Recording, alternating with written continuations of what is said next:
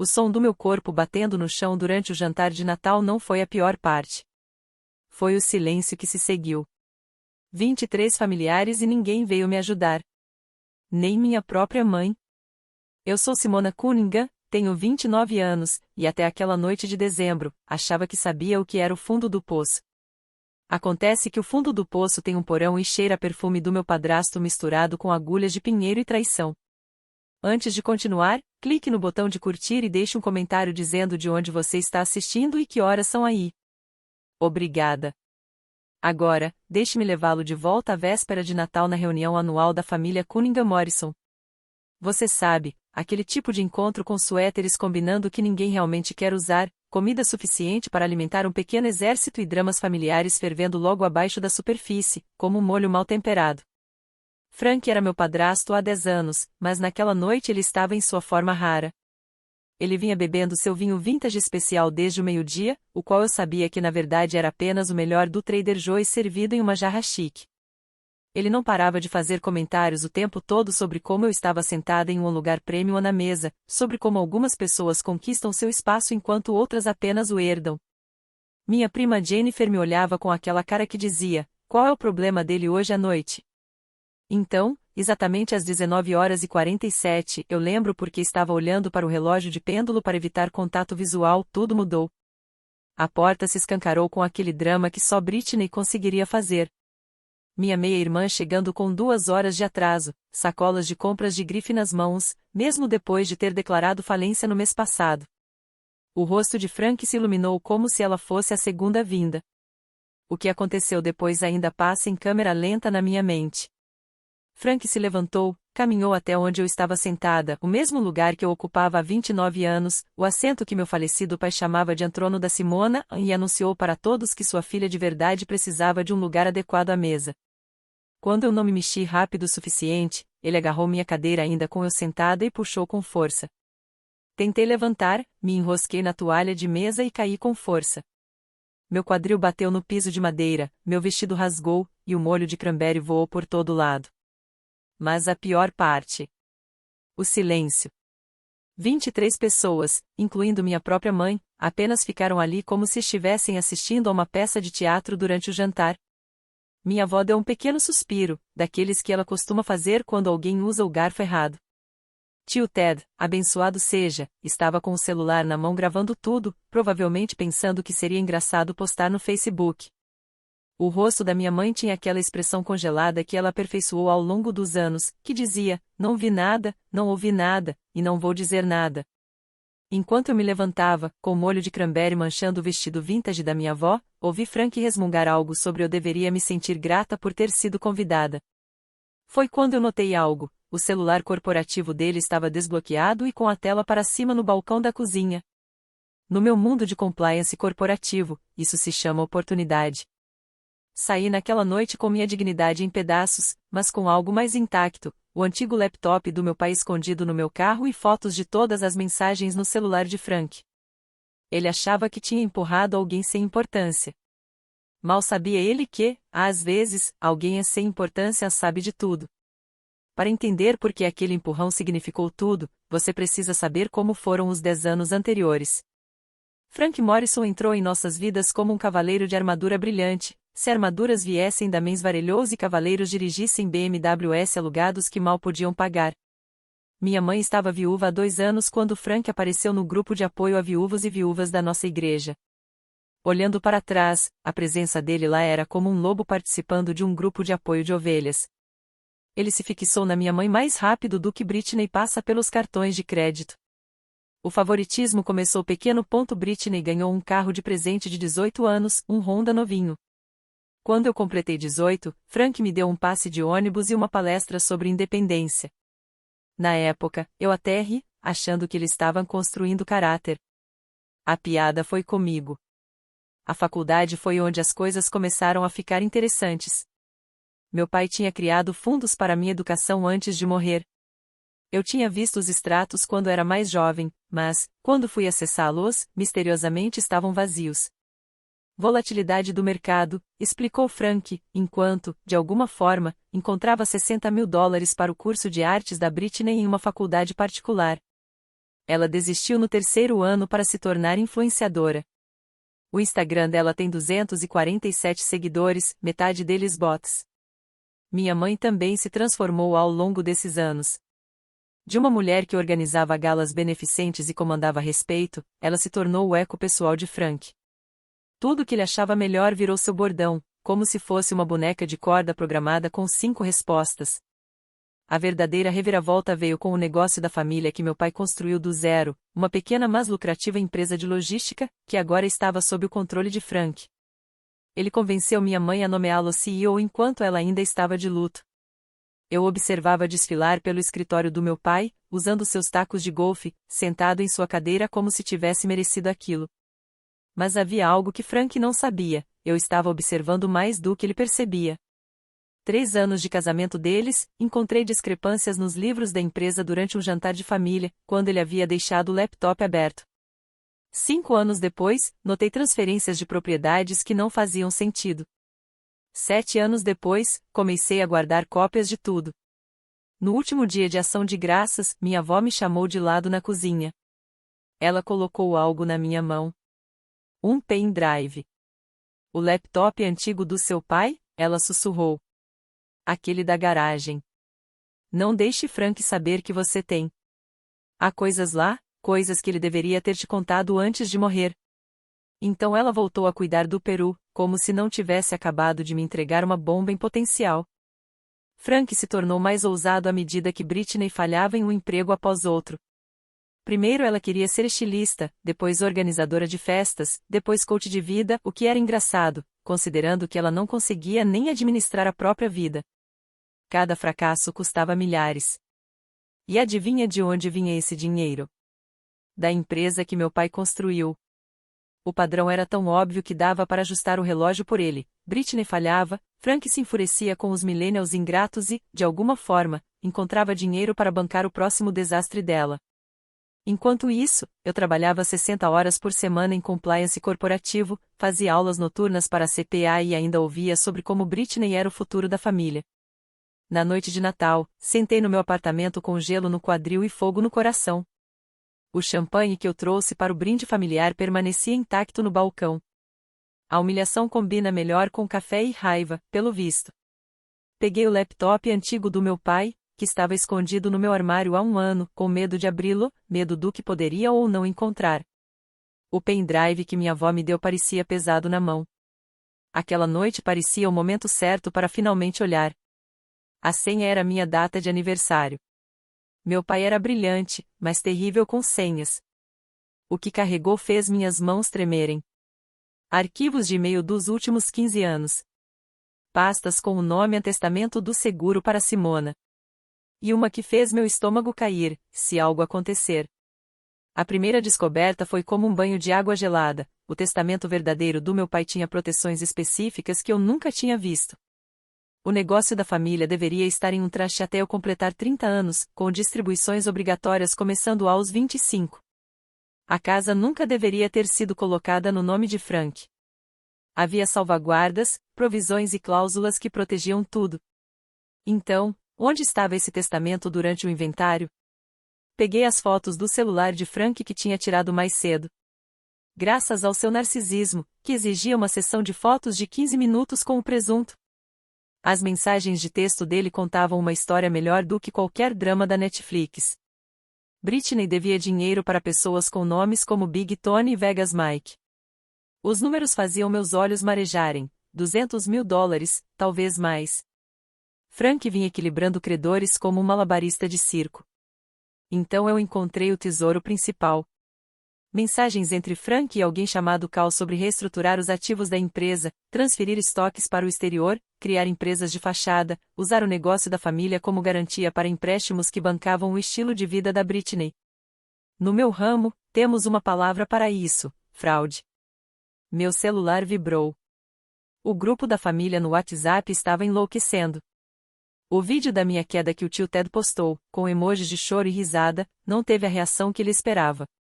Minha prima Jennifer escreveu: Ted, que diabos há de errado com você? Tia Marta acrescentou: isso é nojento. Meu telefone tocou. Era Jennifer. Ela me contou algo que fez tudo se encaixar. Ela vinha fazendo trabalho paralegal para um escritório que lidava com execuções hipotecárias e tinha visto a casa da nossa mãe em uma lista preliminar. Frank havia feito 3 hipotecas sem avisar ninguém. A casa que meu pai construiu com suas próprias mãos estava prestes a ser perdida para pagar pela boutique fracassada da Britney, pelo food truck fracassado dela, pelo fracasso total dela. Abri meu laptop e comecei a digitar. Cada e-mail que escrevi foi programado para ser enviado às 3 horas da manhã para os parceiros de negócios de Frank, para a linha de denúncias do IRS, para o escritório do Procurador-Geral do Estado, para os credores da Britney com os reais demonstrativos financeiros de Frank anexados, e para minha mãe com o testamento verdadeiro. Cada e-mail era perfeito, profissional e devastador. 10 anos de treinamento em compliance estavam prestes a valer de formas que minha empresa nunca imaginou. Incluí o vídeo do tio Ted em vários deles. Que todos vejam exatamente quem Frank Morrison realmente era. Acordei às 5h58 da manhã de Natal, 2 minutos antes do meu alarme. Fiz café, sentei na antiga poltrona de leitura do meu pai e esperei. Exatamente às 6h23, o mundo de Frank começou a explodir. A primeira ligação veio de Cal, seu parceiro de negócios. Eu podia ouvir o telefone de Frank tocando do meu apartamento, ele morava 3 andares acima no mesmo prédio, outra coisa que ele tinha manipulado minha mãe para pagar. Então tocou outra vez, e outra. Às 6h45, as ligações eram contínuas. Abri o WhatsApp da família para assistir ao show. Frank digitou, Simona, o que você fez, em letras maiúsculas às 6h31. Às 6h32, ele tentou deletar a mensagem, mas 17 pessoas já tinham feito captura de tela. O tio Ted, de repente, não achava mais nada engraçado. Seu vídeo tinha, de alguma forma, ido parar no TikTok durante a noite e acumulado 50.000 visualizações. Pequena pausa aqui, amigos. Se você está curtindo este especial de Natal com Karma, clique no botão de inscrever-se e deixe um comentário contando sua pior história de jantar em família. Seu apoio me ajuda a compartilhar essas histórias e, sinceramente, significa mais do que vocês imaginam. Voltando ao caos. Os parceiros de Frank foram os primeiros dominós: Cal, Fred, Rick, Andy, Uma e Derek. Juro que não estou inventando esses nomes. O acrônimo que formam é quase perfeito. Cada um recebeu documentação detalhada da contabilidade criativa de Frank. A denúncia ao IRS incluía 5 anos de discrepâncias que eu havia documentado, embrulhadas com um laço em cima. Os credores da Britney receberam o verdadeiro tesouro, os ativos reais de Frank, suas contas escondidas e provas de que ele mentia sobre suas finanças enquanto a filha deixava de pagar uma conta após outra. Big Tony, pelo visto, não gosta de ser feito de bobo. O e-mail para minha mãe foi diferente. Inclui o testamento original, o verdadeiro, além de documentação de cada transferência de propriedade, cada retirada de fundo, cada coisa que Frank havia roubado enquanto ela estava de luto. Terminei com uma pergunta simples: você sabia ou escolheu não saber? Às 7 horas, Frank estava na minha porta, não batendo, não exigindo, choramingando. Pelo olho mágico, eu podia vê-lo em seu pijama de Natal, um celular em cada mão, ambos tocando sem parar. Ele parecia ter envelhecido 10 anos e 30 minutos de uma vez. Então a voz da Britney ecoou pelo corredor. Ela estava gritando porque seus cartões de crédito haviam sido recusados no Starbucks. Na manhã de Natal, ela tinha ido ao Starbucks. O senso de direito dela era quase impressionante. Ela exigia que Frank resolvesse tudo imediatamente, ameaçando contar a todos sobre o negócio paralelo dele caso ele não cumprisse. Nem eu sabia sobre esse negócio paralelo. Isso estava ficando ainda melhor do que eu esperava. Minha mãe chegou às 7h30, ainda de camisola com um casaco por cima. A expressão no rosto dela não era de raiva nem de tristeza. Era despertar, como se ela tivesse estado sonâmbula por uma década e finalmente abrisse os olhos. O telefone de Frank mostrava 47 chamadas perdidas às 8 horas. Eu sei porque ele continuava gritando o número como se isso significasse algo. Advogados, credores, parceiros, investigadores, até a escola de arte da Britney ligando por causa de solicitações de empréstimos fraudulentos. Cada toque era um prego no caixão que ele mesmo havia construído. O grupo da família evoluiu da confusão para comentários. Minha prima Jennifer postou: O karma está trabalhando horas extras neste Natal. Minha avó escreveu apenas, finalmente. Minha mãe não disse uma palavra online, mas estava lendo cada mensagem, vendo cada prova que eu havia compartilhado. Às 9 horas, 3 vans de notícias estavam do lado de fora do prédio. Acontece que o vídeo do tio Ted não tinha apenas viralizado no TikTok. Alguém o havia marcado como padrasto malvado exposto. E estava em tendência. O empurrão de Frank durante o jantar estava passando em loop nas redes sociais, cada compartilhamento adicionando mais uma rachadura à sua reputação. 3 dias após o Natal, justamente quando pensei que Frank estava derrotado, ele fez o que chamo de passo do vítima invertida. Um movimento tão audacioso que quase admirei. Quase. Eu estava no meu apartamento, passando pela pilha crescente de documentos legais, quando a campainha tocou às 7 horas. Não era o bater desesperado de Frank desta vez. Isso era profissional. O homem na minha porta parecia um advogado saído de um cash central, cabelo grisalho, terno caro e um sorriso que provavelmente custava mais que o meu carro. O nome dele era Richard Seinberger, e ele me entregou papéis com aquele tipo de floreio que normalmente só mágicos usam ao tirar coelhos da cartola. Só que esse coelho tinha dentes. Frank estava me processando por $2 milhões por espionagem corporativa, difamação e algo chamado a causar intencionalmente sofrimento emocional. Esse último me fez rir alto, provavelmente não era a reação que Richard esperava. Acontece que Frank havia chamado um favor do seu amigo do golfe. Sabe, aquele que sempre trapaceava no 9º buraco. Richard Seinberger não era um advogado qualquer. Ele era o cara que já tirou 3 CIOR de enrascadas por tecnicalidades. O honorário inicial dele custava mais do que Frank tinha, mas aparentemente ele estava trabalhando com base em contingência, apostando em um grande pagamento. O contra-ataque era, na verdade, engenhoso.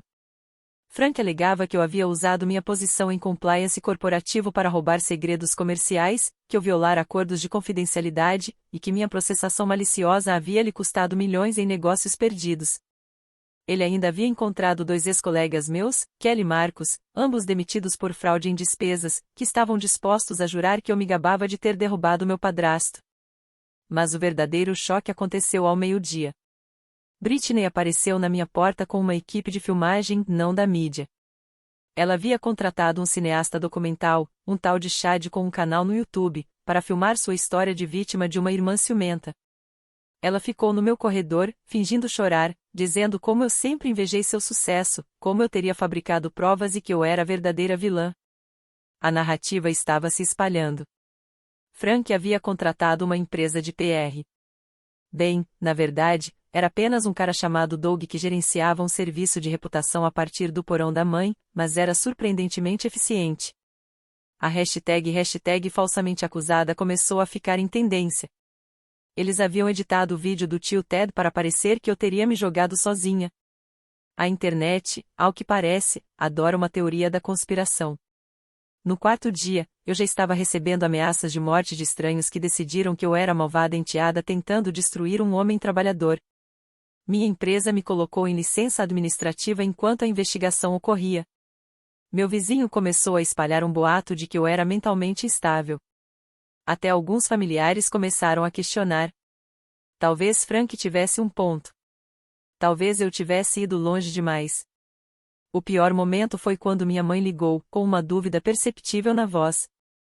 Simona, ela disse baixinho. O advogado do Frank me mostrou documentos. Parecem reais. Você plantou evidências? O simples fato de ela poder fazer essa pergunta, depois de tudo, parecia me empurrar novamente. Frank apareceu na televisão local, naquele tipo de programa que geralmente cobre cães perdidos e bazares. Ele vestia seu melhor terno e o que eu chamo de expressão aveado ferido. Falou sobre me ter criado como sua própria filha, sobre a dor de ser traído, sobre querer apenas que nossa família ficasse unida novamente. A apresentadora, que claramente nunca havia checado um fato na vida, acenava com simpatia. Enquanto isso, Richard Seinberger estava ótimo. Muito bom. Ele havia encontrado uma tecnicalidade em como eu havia acessado o telefone de Frank. Aparentemente, olhar para um celular desbloqueado poderia ser considerado acesso não autorizado a dispositivos eletrônicos. Ele transformou minha documentação em evidência de uma vendetta obsessiva. Até sugeriu que eu havia manipulado minha avó idosa para participar do meu esquema. A audiência foi marcada para 30 de dezembro. O juiz, Harold Feinstein, era conhecido por favorecer reviravoltas dramáticas. A equipe de Frank tinha momentum, simpatia da mídia e uma narrativa que começava a se fixar. Naquela noite, eu estava sentada com o laptop do meu pai, me perguntando se tinha jogado minhas cartas cedo demais, se Frank estava prestes a virar toda a mesa.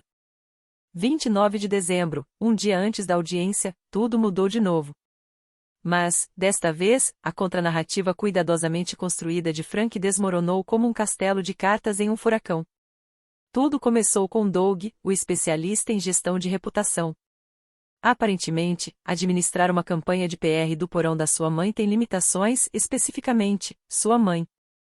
A mãe de Doug, Bárbara, reconheceu Frank do clube do livro dela, não do clube atual, mas do que ele frequentava há 15 anos em Fênix, onde Frank usava o nome Francis Morrison Walsh e havia enganado 6 viúvas de suas economias antes de desaparecer. Bárbara não apenas ligou para a polícia. Ela acionou toda a sua rede de clubes do livro em 3 estados. Ao meio-dia, 14 mulheres diferentes haviam se apresentado com histórias sobre Frank. Nomes diferentes, mesmo golpe. A persona de homem de família ferido evaporou mais rápido do que a carreira de modelo da Britney. Então Kelly Marcos, meus ex-colegas que haviam concordado em testemunhar contra mim, tiveram um súbito ataque de consciência, provocado pelo FBI aparecendo em suas portas. Aparentemente, mentir em uma investigação federal ainda é ilegal, mesmo que um advogado sofisticado peça para você fazer isso. Eles mudaram de lado mais rápido que panquecas no Yelp, admitindo que Frank havia pago $5.000 para cada um mentir. Mas a verdadeira bomba veio de uma fonte inesperada, Dorothy, a paralegal de Richard Seinberger, uma mulher discreta que vinha anotando tudo em cada reunião. Ela havia gravado tudo legalmente, já que nosso estado é de consentimento de uma parte. Frank, sem saber disso, havia sido extremamente franco sobre a fabricação de provas, suborno de testemunhas e seus planos de fugir para Costa Rica assim que recebesse o valor do acordo. Dorothy não apenas desistiu, ela marchou direto para o escritório do promotor com 6 horas de gravações, transcrições organizadas por cores e o que ela chamou de sua pasta de consciência. Cada truque sujo que Richard e Frank haviam planejado. Acontece que a filha de Dorothy também tinha sido enganada por um padrasto. Ela estava esperando exatamente por esse momento. O documentarista Chad, que vinha seguindo a Britney por aí, acidentalmente virou o herói que ninguém sabia que precisava. Ele estava transmitindo ao vivo boa parte do material, achando que aquilo criaria buzz.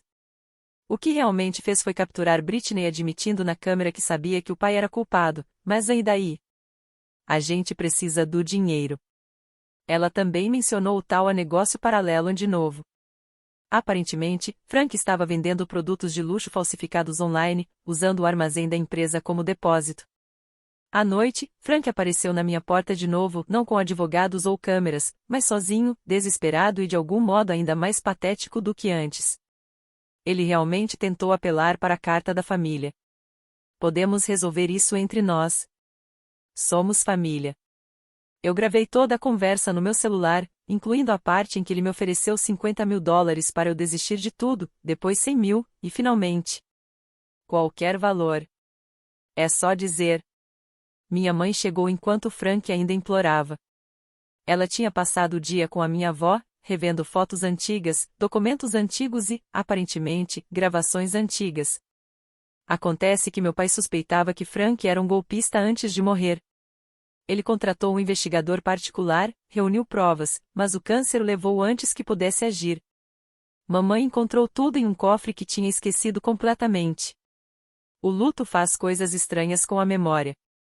A expressão no rosto de Frank quando minha mãe colocou para tocar a gravação dele se gabando para alguém sobre ter conquistado o jackpot da viúva enlutada quase fez tudo valer a pena. Quase. Naquela noite, depois que Frank foi embora se arrastando e minha mãe voltou para casa para digerir tudo, eu fiquei sozinha com o laptop do meu pai. Havia uma pasta que eu vinha evitando, para minha filha. Abrir quando estiver pronta. Finalmente, eu estava. O primeiro arquivo era um vídeo. Meu pai, magro pela quimioterapia, mas com os olhos ainda brilhantes, sentado em seu escritório. A data marcava que havia sido gravado 3 semanas antes de ele morrer. Sua voz era mais fraca do que eu lembrava, mas suas palavras eram puro aço. Simona, se você está vendo isso, significa que Frank Morrison mostrou suas verdadeiras cores. Sinto muito por não poder te proteger eu mesmo, mas deixei para você as ferramentas para se proteger. Ele ergueu uma pasta. Tudo aqui está salvo em 3 lugares, no laptop, em um cofre no First National, e com meu advogado, Mitchell Reeves, em Denver. O vídeo continuou por 20 minutos enquanto meu pai explicava meticulosamente o histórico de Frank. Seu nome verdadeiro era Franklin Maurice Worthington. Ele vinha aplicando o mesmo golpe havia 20 anos, em 7 estados. Meu pai havia rastreado 11 vítimas, gravado seus relatos, reunido boletins policiais. Frank não era apenas um golpista, era um predador serial especializado em viúvas com filhos. Mas então meu pai revelou algo que fez eu perder o ar. Eu não o confrontei porque precisava que ele achasse que tinha vencido. Veja, querida, o FBI está observando Frank há 5 anos. A agente Sarah Shane me procurou há 6 meses. Estamos montando um caso federal. O vídeo continuava enquanto meu pai explicava a armadilha que havia montado. O testamento que Frank pensava ter destruído? Era falso. O verdadeiro estava arquivado em Denver, blindado e inquebrável. Os contas da empresa às quais Frank tinha acesso eram armadilhas, com rastreadores em cada transação. Até a casa estava em um fundo irrevogável que seria ativado no meu aniversário de 30 anos ou no momento em que surgissem provas da fraude de Frank, o que viesse primeiro. Eu sabia que não estaria aqui para ativá-lo, meu pai disse, com lágrimas nos olhos. Mas eu sabia que minha filha seria forte o suficiente para terminar o que eu comecei. O próximo arquivo estava rotulado como Sarah Shane, contato do FBI. Peguei o telefone com mãos trêmulas e disquei o número. Ela atendeu no segundo toque, como se estivesse esperando por anos. Senhorita Cunningham, estava me perguntando quando você ligaria. Seu pai disse que você saberia quando o momento fosse certo. O que se seguiu foi uma conversa que mudou tudo. A secretária do Frank, aquela com quem ele supostamente estava tendo um caso? Era a agente Shane, disfarçada há 3 anos. Ela não estava tendo um caso. Estava documentando tudo. O negócio paralelo de venda de produtos falsos estava ligado a uma rede internacional de fraudes que o FBI vinha monitorando há uma década. Estávamos apenas esperando Frank dar seu grande passo. A agente Shane explicou o processo contra você. É isso. Agora ele cometeu fraude eletrônica federal, obstrução de testemunhas e cerca de 15 outros crimes. Entraremos em ação amanhã de manhã. Mas meu pai deixou mais uma surpresa. Uma pasta chamada A Rede continha informações de contato de todas as vítimas anteriores de Frank. Na última semana, enquanto eu enfrentava a campanha de PR dele, elas haviam se organizado. Bárbara, do Clube do Livro, as conectou. Formaram um grupo de apoio às vítimas, contrataram um advogado coletivo e estavam preparando um processo civil massivo. O último arquivo de vídeo era curto, gravado no dia anterior à entrada do meu pai no hospício. Ele estava no meu quarto de infância, sentado na minha cama, segurando o ursinho de pelúcia que me dera aos 5 anos. Simona, disse ele, preciso que você saiba 3 coisas. Primeiro, estou orgulhoso da pessoa que você se tornou. Segundo, sua mãe vai precisar de tempo para se curar, mas ela vai voltar a si mesma. Seja paciente com ela. E terceiro, ele sorriu. Aquele sorriso travesso que eu tanto sentia falta. O maior erro de Frank foi subestimá-la. Ele acha que você é apenas uma doce funcionária de compliance. Ele não faz ideia de que você herdou seu espírito de luta de ambos os pais. Dê a ele o que ele merece, querida. E então viva a sua linda vida. O vídeo terminou com ele colocando o ursinho no meu travesseiro e sussurrando. Justiça não é vingança. É equilíbrio. Restaure o equilíbrio, minha querida menina. 30 de dezembro chegou com uma nevasca e uma equipe SWAT. A prisão aconteceu às 6 horas da manhã. O FBI não acredita em dormir até tarde. Frank estava de cueca. Britney gritava sobre seus direitos. E de alguma forma Doug, o cara do PR, também estava lá, tendo passado a noite gerenciando a crise do sofá de Frank. Todos os três foram presos, embora Doug tenha sido liberado ao perceberem que ele era apenas catastroficamente idiota, não criminoso. A audiência marcada para aquela manhã se tornou outra coisa completamente diferente. O juiz Feinstein, que estava pronto para ouvir o processo de Frank contra mim, se viu presidindo um congelamento emergencial de ativos. O FBI apresentou o caso com a precisão que fez meu coração amante de compliance cantar. A agente Shen subiu ao banco das testemunhas. 3 anos de trabalho disfarçado condensados em 2 horas de testemunho devastador. Ela documentou tudo, desfalques, fraudes, lavagem de dinheiro, até os planos de Frank de matar meu pai trocando seus medicamentos, um plano que ele abandonou apenas porque meu pai já estava morrendo. Richard Seinberger tentou se retirar do caso, tão rápido que tropeçou na própria pasta. Mas o juiz não tinha terminado com ele.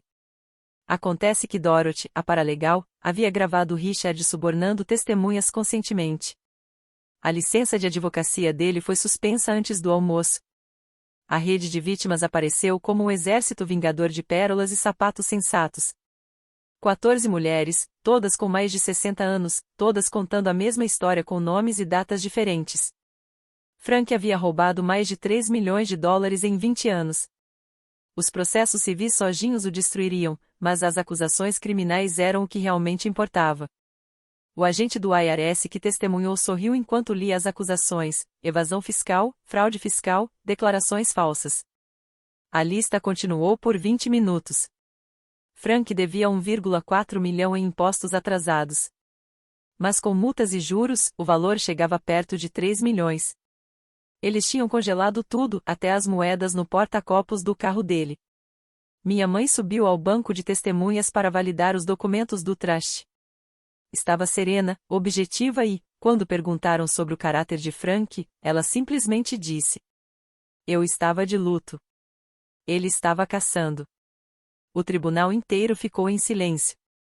Mas o momento que destruiu Frank de vez foi quando Britney testemunhou para a acusação. Encarando suas próprias acusações, ela virou mais rápido que os negócios fracassados dela. Detalhou cada golpe, cada mentira, cada crime que presenciou. Ela ainda entregou gravações que havia feito de Frank um seguro para quando ele inevitavelmente tentasse traí-la. O escorpião tinha picado a si mesmo.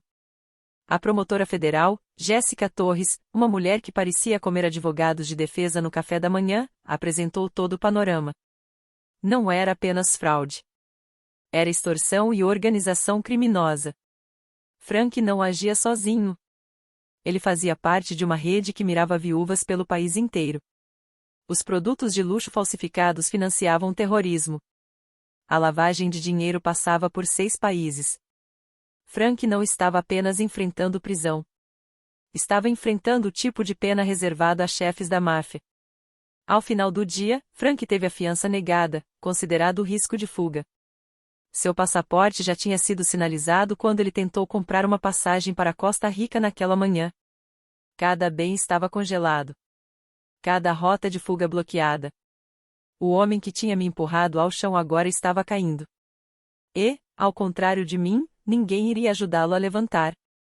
A véspera de Ano Novo chegou com champanhe e vindicação. A reunião de família seria na casa da vovó daquela vez. Ela declarou que o antigo local estava contaminado pela presença de Frank e ninguém discute com a vovó quando ela usa aquele tom. O clima era surreal. As mesmas pessoas que assistiram em silêncio enquanto Frank me empurrava agora me tratavam como uma heroína. O tio Ted tinha virado meu maior defensor, principalmente porque o vídeo dele foi comprado para um documentário de true crime, e ele estava recebendo por isso. Ele doou metade para a caridade e guardou o resto para o que chamava de fundo de desculpas, me levando a jantares absurdamente caros para compensar por ser um idiota. Jennifer provou ser uma verdadeira prima durante tudo. Passou a semana ajudando outras vítimas com a papelada, trabalhando pro bono, porque, segundo ela, ver o Frank ser destruído já é pagamento suficiente. Ela até começou a namorar o parceiro do agente Shane, um contador do FBI chamado David, que amava planilhas tanto quanto ela amava a justiça. Minha mãe chegou cedo para ajudar a arrumar a casa. Estava em terapia desde o dia 27 de dezembro, em um programa intensivo para vítimas de manipulação prolongada. Ela parecia diferente, não só mais feliz, mas presente, de um jeito que não se via há 10 anos. Voltou a usar vermelho, a cor favorita do meu pai nela. Preciso pedir desculpas como deve ser, ela disse, não para a sala, mas para mim. Não por ter sido enganada. O luto faz tolos de todos nós. Mas por ter escolhido conforto em vez de coragem. Por deixar que ele apagasse sua luz para que eu não precisasse encarar a minha própria escuridão. Você merecia uma mãe que lutasse por você. Em vez disso, você teve que lutar por nós duas. A sala ficou em silêncio, mas um silêncio diferente do da véspera de Natal. Era respeito. Reconhecimento. Um daqueles momentos que curam. Vovó se levantou, erguendo sua taça de champanhe. Esta família falhou com a Simona uma vez. Não vamos falhar de novo. E não vamos esquecer que a justiça veio não de nós, mas apesar de nós. Que conquistemos o perdão que ela está nos dando por estar aqui hoje. À meia-noite em ponto, quando a bola caiu na TV, recebi uma notificação no celular. O traste tinha sido ativado. A empresa da família era oficialmente minha. A casa estava no meu nome. Cada proteção que meu pai havia preparado tinha sido disparada. Era 1º de janeiro. Ano novo, vida nova, recomeço.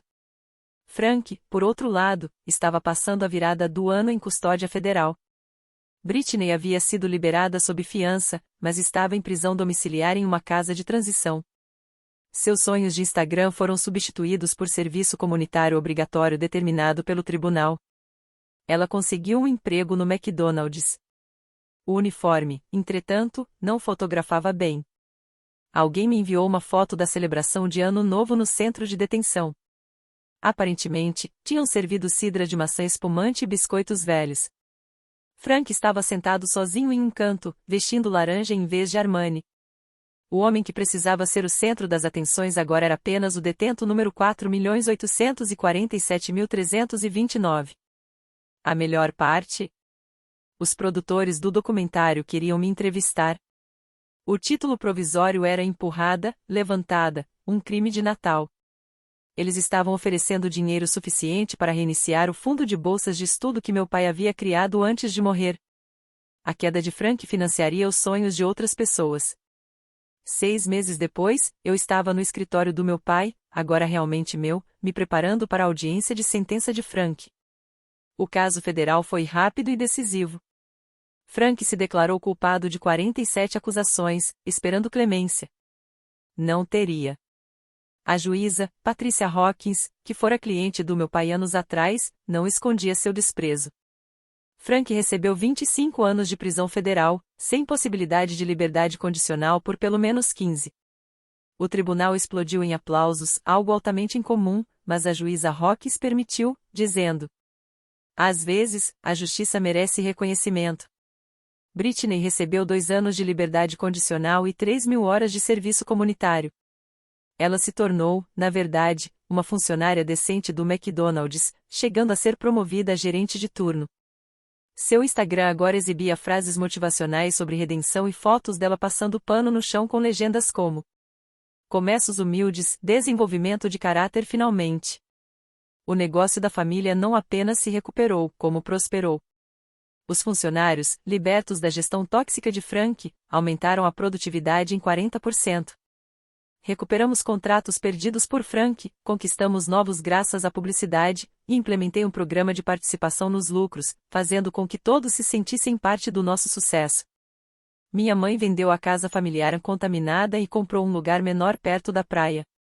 Ela começou a namorar Mitchell, amigo antigo do meu pai e advogado de Denver, que manteve o testamento real seguro. Ele não tinha nada a ver com Frank, silencioso, gentil, e pedia minha permissão antes de propor casamento. Dei, com prazer. A rede das vítimas tornou-se uma ONG formal, ajudando viúvas a reconhecer e escapar de relacionamentos predatórios. Bárbara, do Clube do Livro, tornou-se presidente, e já haviam ajudado dezenas de mulheres. Nomearam a instituição de Fundação Simona, o que me fazia chorar toda vez que via o papel timbrado. A agente Shane Sarah, como agora eu a chamava, tornou-se amiga. O caso Frank lhe rendeu promoção e uma posição de professora em quântico. Ela usava o caso como exemplo de como ganância e narcisismo criam sua própria queda. Frank havia se tornado, literalmente, uma história de advertência. O documentário fez altíssima audiência. O tio Ted virou uma pequena celebridade, dando palestras sobre intervenção de espectadores e a importância de ajudar familiares em necessidade. Ele doou todos os honorários para abrigos de vítimas de violência doméstica e comprou um carro para mim com os royalties do vídeo, um Tesla azul lindíssimo, com a placa Pushed Back e empurrada de volta. Mas o melhor momento veio quando visitei Frank na prisão, não para encerrar ou perdoar, mas para entregar algo. Entreguei-lhe uma única foto, a mesa de Natal, completamente posta. Meu assento em destaque, com a placa de bronze dizendo Trono de Simona. Esse assento, disse a ele, nunca foi sobre hierarquia. Foi sobre a família reconhecer a família. Você nunca vai entender isso porque nunca foi família. Você foi apenas um parasita que confundiu paciência com fraqueza. Ele tentou responder, mas eu já estava me afastando. Os guardas depois me contaram que ele ficou olhando para aquela foto por horas, finalmente entendendo que um único empurrão tinha lhe custado tudo, enquanto me devolvia tudo que ele havia tentado roubar. Um ano depois daquele Natal, nos reunimos novamente para as festas. A mesa estava cheia, mais cheia que antes, na verdade. Sarah Shane veio, assim como várias mulheres da rede das vítimas, que não tinham outro lugar para ir. Mitchell estava lá, ensaiando nervosamente seu brinde como o novo marido da minha mãe. Até Britney foi convidada, embora tenha escolhido voluntariar-se em um abrigo para sem-tetos, enviando um cartão genuinamente sincero. Vovó, agora com 86 anos e mais afiada do que nunca, ergueu a taça para um brinde. No ano passado, aprendemos que o silêncio diante da injustiça nos torna cúmplices. Este ano, aprendemos que a redenção é possível para aqueles que a buscam. E a justiça, embora às vezes atrasada, vale a pena lutar por ela. Enquanto todos tilintavam suas taças, pensei nas palavras do meu pai. Justiça não é vingança. É equilíbrio. O equilíbrio havia sido restaurado. Frank me empurrou diante de 23 testemunhas silenciosas. Agora, ele estava caindo por 25 anos diante do mundo inteiro. E, desta vez, ninguém ficou em silêncio sobre o que ele merecia. Dizem que você deve ter cuidado com quem empurra para baixo. Eles podem saber como se levantar. Mas Frank aprendeu uma lição ainda mais dura: tenha cuidado com quem você empurra na ceia de Natal. Eles podem ter um pai falecido que planejou este exato momento. Uma agente do FBI disfarçada de amante. E uma avó que documentou seus crimes enquanto fingia não entender seu iPhone. O preço de um único empurrão, tudo que Frank havia planejado, roubado e construído em mentiras desmoronou por um único momento de crueldade. Ele achou que estava derrubando uma enteada fraca. Em vez disso, ele empurrou o primeiro dominó de sua própria destruição. Obrigado por ouvir minha história. Não se esqueça de se inscrever. Uma nova história está chegando.